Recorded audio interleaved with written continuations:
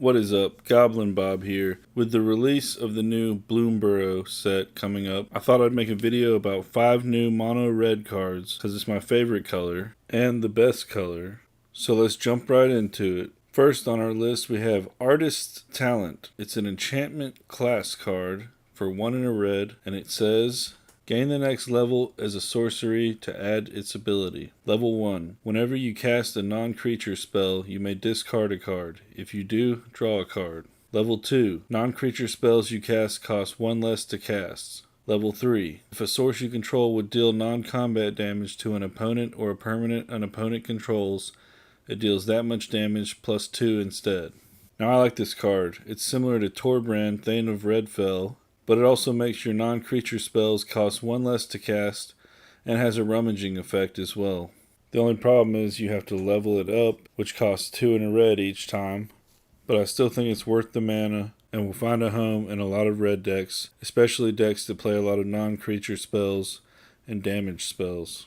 Next on our list is another good card that would go great in a Torbrand deck, Coruscation Mage. Hope I said that right. It's a creature otter wizard for 1 in a red. Offspring 2. You may pay an additional 2 as you cast this spell. If you do, when this creature enters, create a 1/1 token copy of it. And whenever you cast a non-creature spell, this creature deals 1 damage to each opponent. Now this will be awesome in a Torbrand deck because it would give you 2 instances of a creature dealing 1 damage to each opponent whenever you cast a non-creature spell, if you can cast it with the offspring cost. It's similar to cards like Kessig Flame Breather and Firebrand Archer. It's also a 2/2 and an otter wizard, so that's pretty cool. And I like the offspring mechanic, especially on this card. In a Torbrand deck specifically, you would be dealing 6 damage to each opponent every time you cast a non-creature spell, if you have Torbrand and the Mage out at the same time, with the offspring.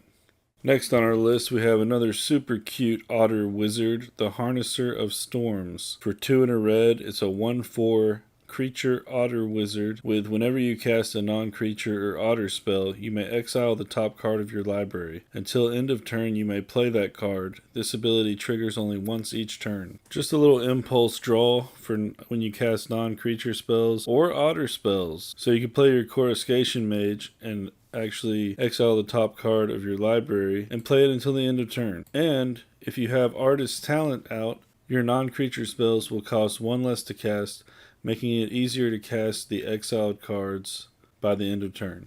Next we have a chunky little guy, the Quacketusk Boar. For 3 and 2 red, it is a 5/5 creature elemental boar with reach, trample, and haste. Now while I've seen it compared to the charging Monstrosaur from Ixalan, I do think it is better, even with the 2 red pips, especially for mono red. But in limited, I could see how the charging Monstrosaur would have been a better choice because of the pips, especially if you weren't running heavy red.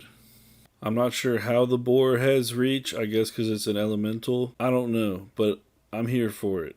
And now I'm just imagining the Quacketusk Boar blocking a giant dragon. And last but not least, we have the awesome elemental cat, the Sunspine Lynx.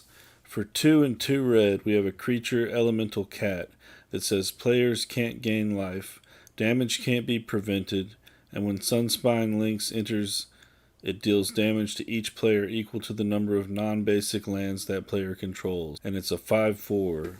Similar to Leyline of Punishment and Rampaging Ferocidon, but also unique in its own ways. I think this card will find a place in a lot of mono red decks, especially when you want to piss off your friends who have life gain decks.